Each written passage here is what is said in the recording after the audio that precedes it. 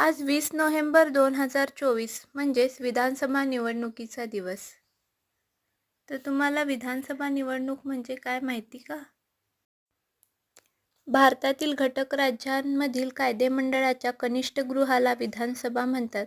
महाराष्ट्र, कर्नाटका, उत्तर प्रदेश, बिहार, आंध्र प्रदेश व तेलंगणा या 6 घटक राज्यात द्विगृहात्मक कायदेमंडळ पद्धती अस्तित्वात आहे व तेथे विधानसभेसोबत विधान परिषदसुद्धा अस्तित्वात आहे. बाकीच्या सर्व घटक राज्यात एकगृह कायदेमंडळ पद्धती असून तेथे विधानसभा हे एकच सभागृह आहे. भारतातील विधानसभा हे भारतीय लोकसभासारखेच काम करणारे असे घटनाकारांचे मत होते.